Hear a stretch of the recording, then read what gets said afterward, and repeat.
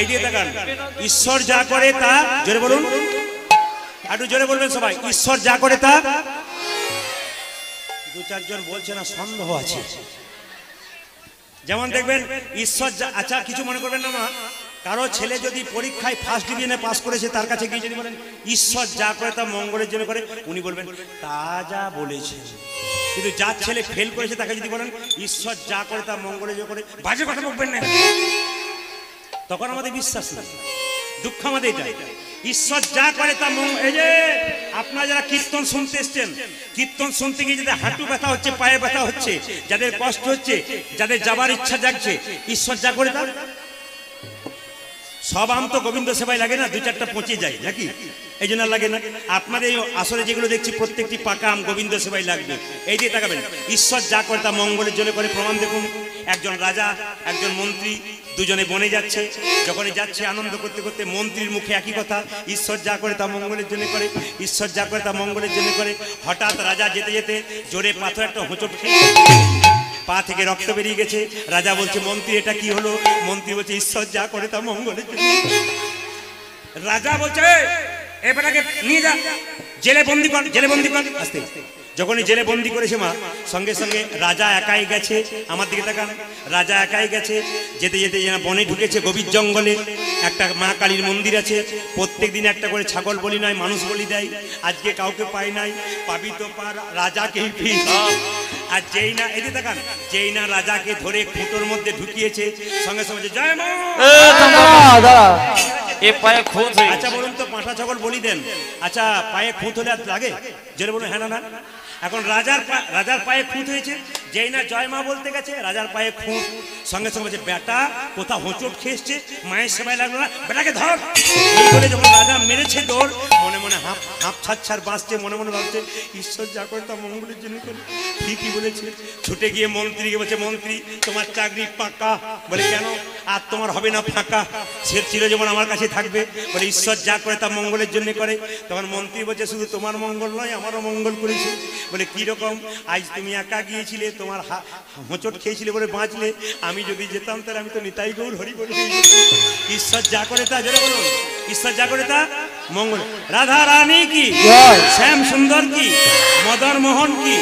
মায়েরা যখনই মুকুন্দ সরকার বাড়ির দিকে গেল, দেখতে পেল কি তার স্ত্রী ছটফট ছটফট করছে। কি বলছে? এ কি আমার হলো গো স্বামী, এ কি আমার হলো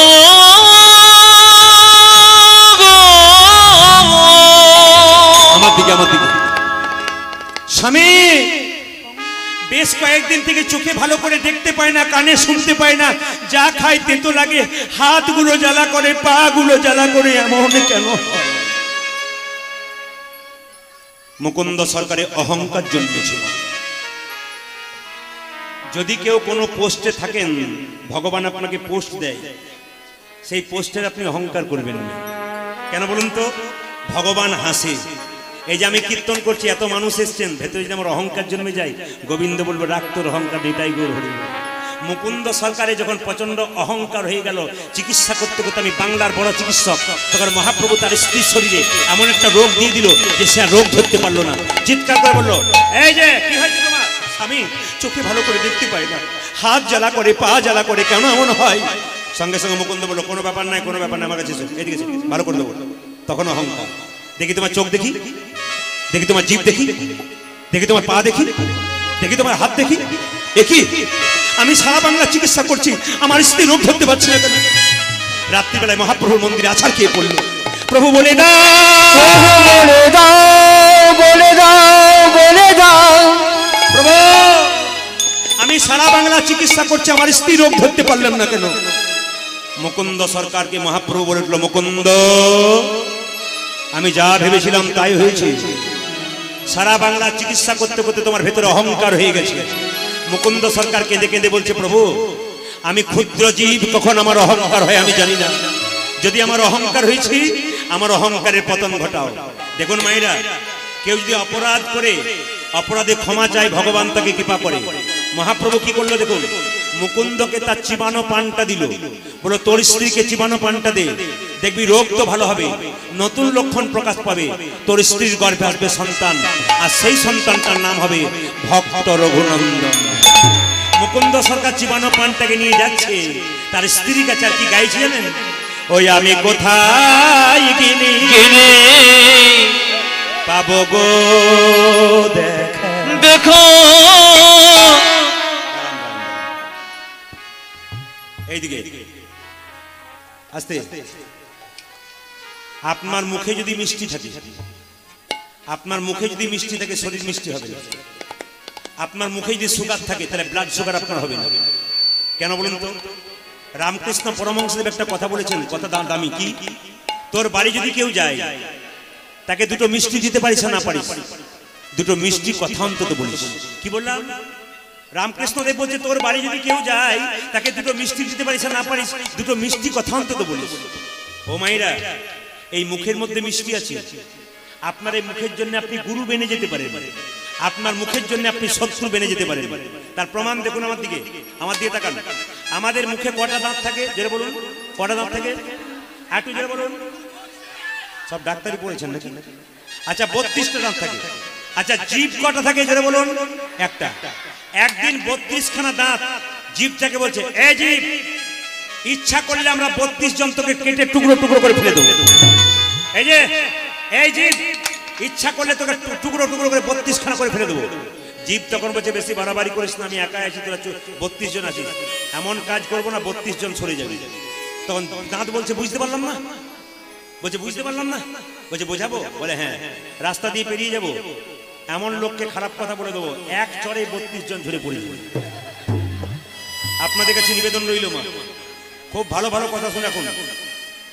বিদ্যাসাগর লিখেছেন কর, দেখবেন পড়েন নাই জোরে বলুন, কর কর কর, খুব তত্ত্ব আছে এর মধ্যে। তারপর কি খল খল তত্ত্ব আছে, তারপর কি ঘট ঘট, তারপর কি বরকি জল জল, তারপর কি পথ পথ, তারপর কি শেষে অচল, এই যে অচল অচল, তার মানে কি তত্ত্ব কি বলছে? কর কর, তুমি সুকর্ম করো। তুমি ডাক্তার হয়েছো, তোমার কর্মের দ্বারা তুমি ডাক্তার হলে। তুমি এমএলএ হয়েছো, তোমার কর্মের জন্য তুমি হয়েছো, অহংকার করবে না। তুমি মাস্টার হয়েছো, তোমার কর্মের জন্য।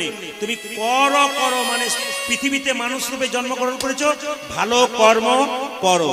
ভালো কর্ম করলে কি হবে? ফল ফল, ফল মানে চালাকি।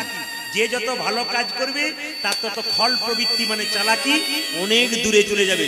আর তার ঘট ঘট মানে 3.5 হাত এই দেহটা ঘটটা পবিত্র হবে।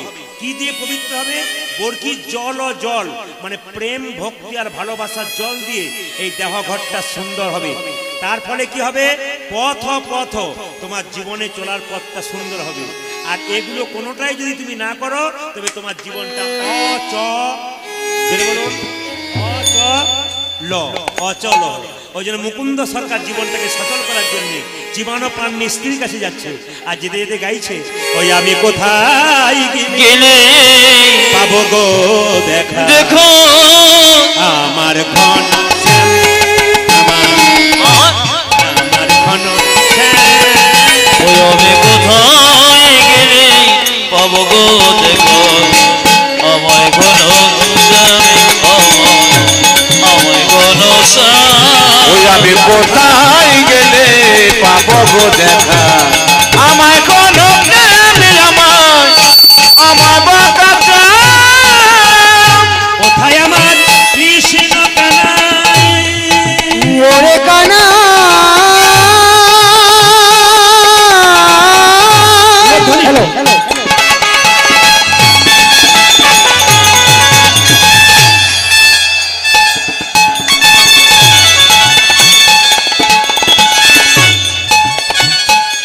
করি একবার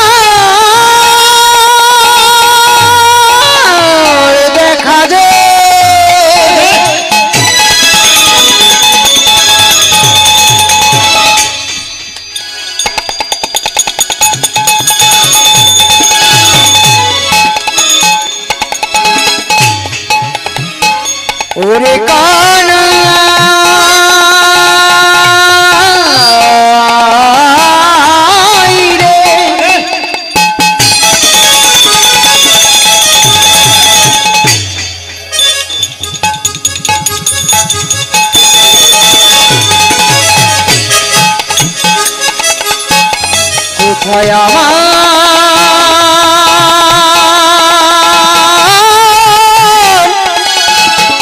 কৃষ্ণ কানা কোথায় আমার কৃষ্ণ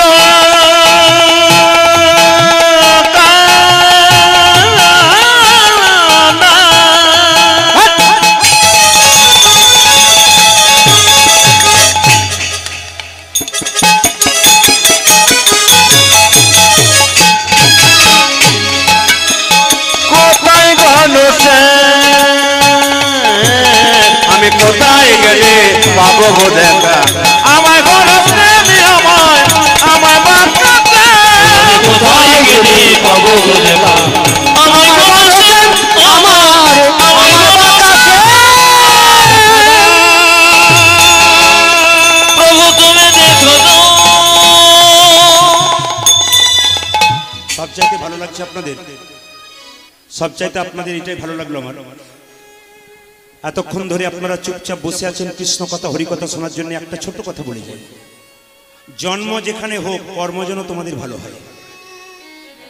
জন্মের দিকে এদিকে এদিকে কেউ জন্মের দিকে তাকাবেন না বাবা, কর্মের দিকে তাকাবেন। যদি মহাভারতের দিকে যায় তাহলে সবচাইতে বড় অস্ত্রগুরু মহাভারতে কে ছিল? কে ছিল বড় অস্ত্রগুরু? কে? হ্যাঁ, দ্রোণাচার্য ছিল না? যেটা বলুন, দ্রোণাচার্য নাম শুনেছেন তো? দ্রোণাচার্যের জন্ম শুনলে আপনি ছিছি করবেন। দ্রোণাচার্যের মা ছিল বেশ্যা, স্বর্গের সবচাইতে বড় বেশ্যা ছিল কে? দ্রোণাচার্যের মা। কত পুরুষের সঙ্গ করেছে, কিন্তু এমন একটা ছেলে জন্ম দিয়েছে। দ্রোণাচার্য চিৎকার করে বলল, আমার মায়ের নাম গীতাচি, স্বর্গের বড় বেশ্যা। কিন্তু আমার মায়ের দিকে তাকিও না, আমার দিকে তাকাও না, আমার কর্মের দিকে তাকাও, আমি কি করলাম। কাজী নজরুল মুসলমানের ছেলে ছিল, চায়ের দোকানে কাজ করেছিল, তার ছবিটা দেওয়ালে টাঙানো আছে। কেন? জন্মের দিকে নয়, কর্মের দিকে তাকাবেন। আবার সবাই লক্ষ্য করুন, যিনি দানবীর কর্ণ, তার জন্ম হয়েছিল কোথায়? কুমারী অবস্থায় কুন্তী তাকে জন্ম দিয়েছিল। কর্ম করে দেখিয়ে দিল আমি কে। শুধু তাই নয়, আবার দেখবেন ভগবান কৃষ্ণ কোথায় জন্ম নিয়েছিল? জেলখানায় জন্ম নেয় নাই? কারাগার তো বাংলা কথা, জেলখানা ইংরেজি কথা। আবার ওটা একটা নাম আছে, সংশোধনাগার, মানে সংশোধন হয়ে যায়। কৃষ্ণ জেলখানায় জন্ম নিয়ে কারাগারে জন্ম নিয়ে দেখিয়ে দিলেন আমি ভগবান। আবার দেখবেন শুধু তাই নয়, আমার দিকে তাকান, আবার শুধু তাই নয়, দেখবেন 10 অবতারের মধ্যে বড় অবতার বুদ্ধদেবের জন্ম কোথায় হয়েছিল? বাচ্চাদেরকে শেখাবেন বুদ্ধদেবের জন্ম কোথায় হয়েছিল? হয়েছিল কোথায়? গাছতলায়, পথের ধারে। রামকৃষ্ণ পরমহংসদেব, যাকে আপনারা ভগবান মনে করেন, সেই রামকৃষ্ণ পরমহংসদেবের জন্ম কোথায়? 59 সালে, বাড়ির 59 সালে জন্ম হয়েছিল। যিনি খ্রিস্টানদের ধর্মগুরু যীশু খ্রিস্ট, তার জন্ম কোথায় হয়েছিল? বড়দিন পালন করেন, তার জন্ম কোথায়? জানবেন না? কর্মটা দেখবেন, জন্ম দেখবেন না? ওই জন্ম হয়েছিল ভেড়া সালে। ওরা দেখিয়ে দিল জন্মের দিকে তাকিও না, আমার কর্মের দিকে তাকাও, আমি কি করতে পেরেছি। ওই জন্য আপনারা যে যেখানে বসে কীর্তন শুনছেন, আপনাদের কাছে নিবেদন রইল, মহাপ্রভুর আচরণটা দেখান মা। আপনি আচরি ধর্ম অপরে শেখাই, আপনি না আচরিলে অপরে শেখানো না যায়।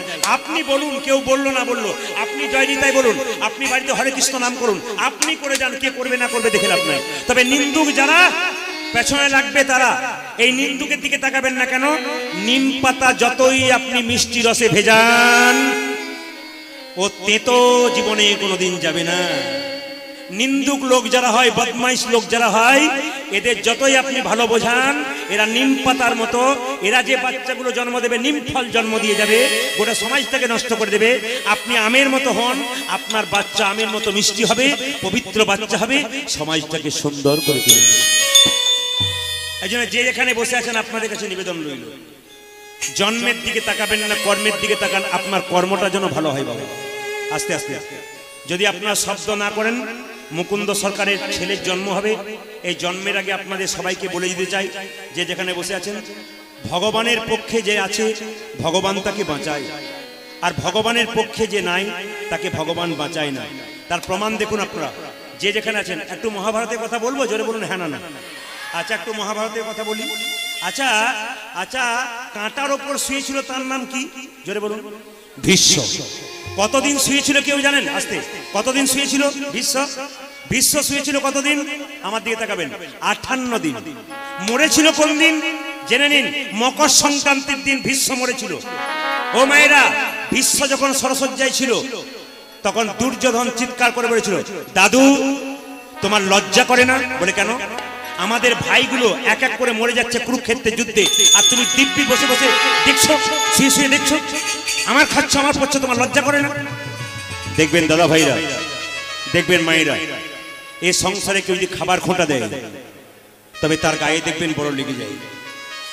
সঙ্গে সঙ্গে ভীষ্ম কেঁদে কেঁদে বলল, দুর্যোধন তুই আমাকে খাবার খোঁটা দিলি, তবে শুনে রাখ, আজকে তোর রাত্রিবেলায় তোর স্ত্রী ভানুমতিকে আমার কাছে ডেকে দে, আমাকে প্রণাম করে দেবে, আমি তাকে আশীর্বাদ করে দেবো, তার স্মৃতির সিঁদুর লম্বা হয়ে যাবে। যে যেখানে বসে আছে, দুর্যোধনের স্ত্রীর নাম ছিল ভানুমতি। জোরে বলুন, কি নাম বললাম? একবার জোরে বলুন, কি বললাম? ভানুমতি। দুর্যোধন দেখুন রাত্রিবেলায় ভানুমতিকে ডাকতে গেছে, ভানুমতি, ভানুমতি। কি হলো স্বামী?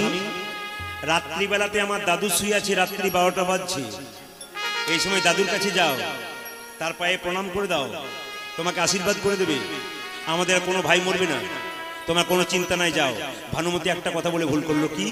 আজ যাব না, কালকে সকালবেলায় যাব।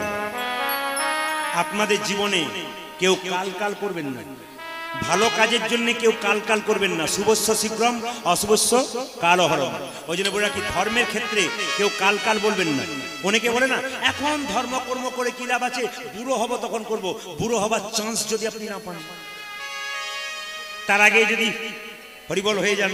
ওই জন্য বলছে, ভালো কাজ, রাবণ কাল কাল করে করে স্বর্গের সিঁড়ি বাঁধতে পারে না। আপনার গ্যারান্টি আছে রাত্রিবেলায় বিছানাতে বালিশে মাথাটা দেবেন, সকালবেলায় জাগবেন? কোনো গ্যারান্টি নেই।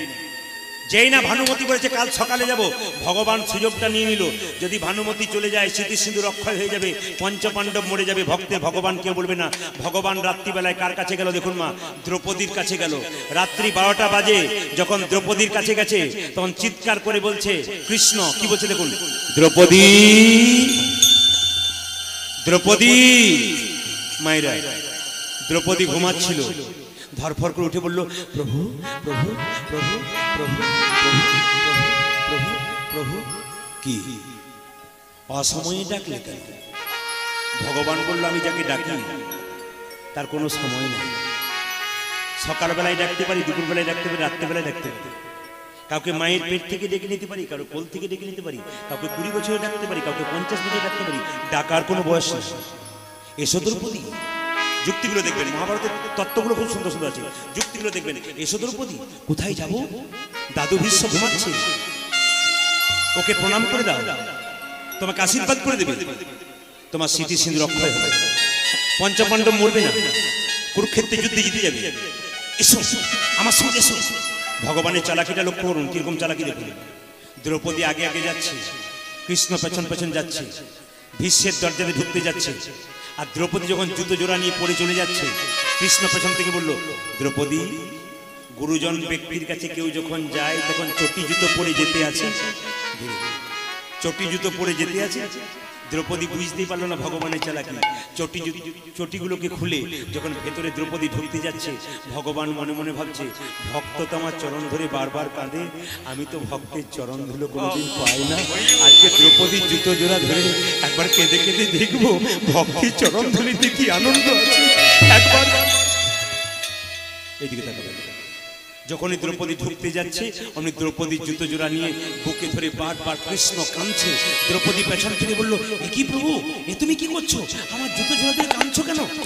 ওগো দ্রৌপদী, এই জগতে সব ভক্ত আমার চরণ ধরে বারবার কাঁদে, ওরা যে কি আনন্দ পায় আমি অনুভব করতে পারি না, ওরা চোখের জলে ভাসে। আমারও তো ভগবান হয়ে ইচ্ছা হয়, ভক্তি চরণ ধরে ধরে দেখে আমার কত আনন্দ হয়। আমি যাকেই চাই সে আমাকে দেয় না, বাড়ি সবাই বলতে চাই নরকগামী হয়ে যাব, তোমাকে দেব না, সবাই চাই। ওই যে তোমার জুতো জোড়া ধরে কাঁদবার চেষ্টা করেছে। দ্রৌপদী বলছে, প্রভু তুমি আগে বললে না কেন আমার চরণ দুটো নেবার জন্য? আমি তো আমার চরণ দুটো তোমাকে বাড়িয়ে দিতাম। এ কি, তুমি না ভক্ত, তোমার ভয় নাই, তোমার নরকগামী হওয়ার ভয় নাই? দ্রৌপদী বলছে, তোমার যদি চরণ ধুলোতে আনন্দ পাওয়া যায়, তাহলে আমার নরকগামী হলে আমার কি ক্ষতি আছে? শুধু তাই না, আবার কি বলছে দেখুন, প্রভু আমি চরণ ধুলো তোমাকে দিয়ে দিতাম, তুমি আমার চরণ ধুলো চাইলে। ভগবান বলছে, দ্রৌপদী তোমার দুঃখ, তোমার ভয় হতো না, নরকে যাবার ভয় হতো না? কেন ভয় হবে? এ দেহ যদি তোমার হয়, এই চরণটা কি আমার? এ দেহ যদি তোমার হয়, এই চরণটাও তো তোমার। তোমার জিনিস তোমাকে দেব, তার জন্য আবার দুঃখের আজকে আপনারা আস্তে আস্তে আমি এইটুকু জেনে নিলাম, আসলে একই সুন্দর বসে মহাভারতের কথা, বাস্তবের কথা, তত্ত্বের কথা আপনারা শুনতে এসেছেন। মায়েদেরকে সবাইকে বলে দিয়ে যাবে, দান করবেন। যখন আমাদের ছেলেগুলো, কমিটির ছেলেগুলো আপনাদের কাছে যাচ্ছিল, আপনার দান করছিলেন, খুব দানের কথাগুলো ভালো করে শুনেন। কেন বলতো, যখন আপনার দান দেন তখন তো মাথায় ঢোকে না, ওই জন্য দানের কথাগুলো শুনিয়ে দিই আপনাদেরকে। যখন আপনার দান করবেন, যে নেবে, যে নেবে, আপনার বাড়িতে কেউ যাবে তো, যে নেবে হাত পাতবে, আপনি দেবেন, আপনার হাত নিচে থাকবে না উপরে থাকবে? জোরে বলুন। দু চারজন মনে মনে ভাবছে বুঝতে পারছেন, বুঝতে পারছেন না? হ্যাঁ, উপরে থাকবে। যে দান দেয় তার হাতটা উপরে, আর যে নেয় তার হাতটা নিচে। এবার বলুন, দয়াকার দন্তন দান মানে কি? দেওয়া। আর দয়াকার মধ্যম দান মানে কি? পুণ্য। কিরকম দান করবেন? খুব যুক্তির কথা, এগুলো ব্যবহার করবেন জীবনে, সুন্দর হয়ে যাবে।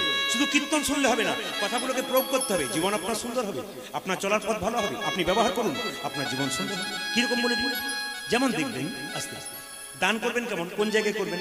সৎ জায়গায় দান করবেন। অনেকে বলে না, আমাকে বলে, প্রদীপ বাবু আপনি তো বাইরে কীর্তন করছেন, সৎ পাত্র আছে, পাত্রী দেখবেন তো। জিজ্ঞেস করলাম, দাদা সৎ পাত্র মানে কি?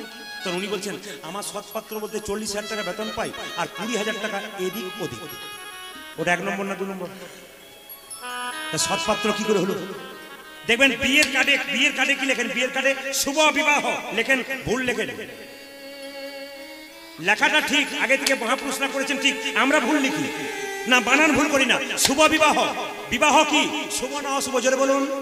যদি শুভই হয়, যে বিয়েতে 50টা পাখি কাটা হয়, 4টা ছাগল কাটা হয়, রক্ত দেখা হয়, ওটা শুভ কি করে হয়? তুমি যেমন দুটো জীবন জুড়তে বসেছো, একটা জীবন নিয়ে নিবি কেন? তুমি দুটো জীবনকে জুড়তে যাচ্ছ ভালোবাসার বন্ধনে, আর সেই সময় একজনকে কষ্ট দিয়ে তার রক্তপাত করে তার মাংসটাকে খাওয়াবেন কেন? আপনার শুভ কি করে হলো? এই জায়গাগুলো ধরতে হবে, কীর্তন শুনে লাভ আছে, নইলে বেকার হয়ে গেল আপনার জীবন। এইদিকে দান যখন করবেন, খুব মাথায় রাখবেন, দানের কথা বলতে গেলে অনেক দূরে দাঁড়ায়। আমাদের ঝাড়িখণ্ড, আমার বাড়ির পাশেই তো ঝাড়িখণ্ড, আমি যেখানে আছি না, তার 2-4 কিলোমিটার পরেই ঝাড়িখণ্ড। লোকপুর থানা অনেকেই জানেন, অনেকে ওখানকার এলাকার মানুষও আছেন, মেয়েরাও আছেন, এখানে বিয়ে হয়েছে হয়তো। লোকপুর থানা, ওখান থেকে একটু দূরে গেলেই ঝাড়িখণ্ড। তো আগে আমি ঝাড়িখণ্ডে প্রচুর কীর্তন করতাম। তো ওখানে নিয়ম হচ্ছে, বৈষ্ণবরা একটা করে তিলক দেয়, যেমন আপনার তিলক দিয়েছে, একটা করে তিলক দেয়, আর থালা নিয়ে যায়, পয়সা নিয়ে যায়। গরিব লোক যারা আছে, মাঝারি লোক যারা আছে, 10 টাকা, 5 টাকা, 50 টাকা দিচ্ছে। কিন্তু একজন কোটি টাকার লোক সামনে বসে আছে, উনি কিন্তু পকেটে হাত দিয়ে খালি এমনি এমনি করছে। তা আমি ভাবলাম, এরকম করছে কেন, বের করছে না কেন? কেন বলুন তো? বাছাবাছি চলছে, ছোটটা দেবে না বড়টা দেবে, মানে 5 টাকার কয়েনটা দেবে না 10 টাকার কয়েনটা দেবে। আমি মনে মনে ভাবলাম, ভগবান বলছে, ওরে তোর পকেটে কত আছে ওটাও জানি, তোর ব্যাংকে কত আছে ওটাও জানি, ছোট বড় বাছাবাছি করছিস, এমন পোকা লাগা বেগুন দিয়ে দেবো, নার্সিংহোম আর ঘর করে করে বেড়াবে। তার মানে বুঝতে পেরেছিস, এমন বাচ্চা দেবো, নার্সিংহোম আর ঘর করে করে বেড়াবে। তখন তো ছোট বড় মেজো সব বেরিয়ে যাবে।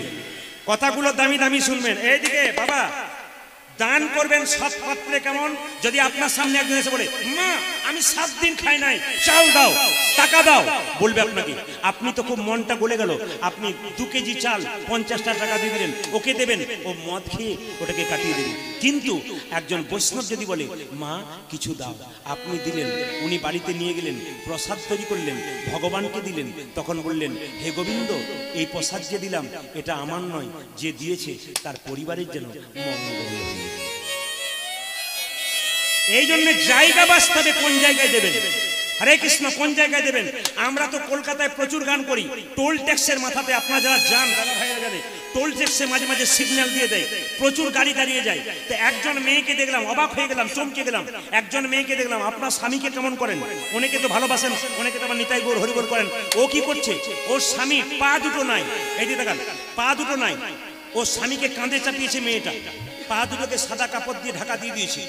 আমাদের সামনে এসে বলছে, বাবা স্বামী কুষ্ঠ ব্যাধি, পা গুলো একবারে নষ্ট হয়ে গেছে, 10 টাকা দাও। আমি এদেরকে বললাম, ভাই এ 20-25 টাকা করে দিয়ে দিই। কেন বলতো? না এরা খুব ভালো, একজন মেয়ে তার স্বামীকে কাঁধে করে নিয়ে কি সুন্দর বলছে 10 টাকা দিয়ে, আরে দেওয়া উচিত, এদেরকে দেওয়া উচিত। অনেক দিলাম, সবাই দিল, এক আঁচল পয়সা হয়ে গেল। যখনই জাম ছেড়ে গেল তখন দেখলাম যে কাঁধে চেপে, এদিকে তাকাবেন, এদিকে তাকাবেন, মজা আছে, যে কাঁধে চেপেছিল সে দেখছি দিব্যি দাঁড়িয়ে গেল জাম ছাড়া পর নিয়ে। তারপর আমি মনে মনে ভাবলাম আচ্ছা জায়গায় দান মেরেছে। কীর্তনে কত মজা আছে বলছেন তো। এই 10,000 মানুষ তো হবে, একজনের উপর সবাই নির্ভর করে বসে আছে নাকি? তো এই জন্য দানের জায়গাটা ঠিক। ও মায়েরা, ছেলের বিয়ে দেবেন, মেয়ের বিয়ে দেবেন, সবাইকে খাওয়াবেন, কিন্তু তার আগে একজনকে খাওয়াবেন। এটা আমি সবাইকে বলি। কাকে খাওয়াবেন? মেয়ের বিয়ে ঠিক করেছেন, 1 মাস পর মেয়ের বিয়ে, মেয়ের বিয়ে 7 দিন আগে তাকে খাওয়াবেন যে ভগবানকে দিয়ে খায়। যারা ভক্ত মানুষ তারা ভগবানকে দিয়ে খায়, তাদেরকে খাওয়ালে। বৈষ্ণব মানুষ ভগবানকে দিয়ে খায়, তাদেরকে নিমন্ত্রণ করুন। তারা যখন খেয়ে যাবে, যদি তরকারিতে লবণ হয়ে যায়, জিজ্ঞেস করবেন, বাবা কেমন খাবার হয়েছে? উনি বলবেন, খাবার বলতে নেই মা, প্রসাদ অমৃত হয়েছে, দারুণ হয়েছে। আশীর্বাদ করে দিলাম তোমার মেয়ের বিয়েতে তোমার মেয়ের স্মৃতির সিঁদুর যেন দীর্ঘায়ু হয়। কিন্তু এমন জনকে খাওয়াবেন, সবাইকে খাওয়াবেন আপনি। আপনার এমন আত্মীয় আছে যে লাল গাড়িতে চেপে চলে এলো, 2000 টাকা দেবে, প্রেজেন্টেশন দিল, পোলাওটা খেয়ে গেল। যাবার সময় লোকে জিজ্ঞেস করলো, দাদা কেমন খেলেন? পোলাও তো ভালো হয়েছিল, বাদামগুলো পোড়া পোড়া হয়ে গেছে। মানে উনি খেলেন কিন্তু বদনাম করে গেলেন। কিন্তু যে 2000 টাকা আপনাকে প্রেজেন্টেশন দিলেন ওটা 2 বছর থাকবে, আর বৈষ্ণব যে প্রেজেন্টেশন দিল তোমার মেয়ের স্মৃতি সিঁদুর অক্ষয় থাকবে, ওটা সারা জীবনের জন্য তোমার এই জন্য জায়গা খুঁজতে হবে, কোন জায়গাতে আপনি দান করবেন।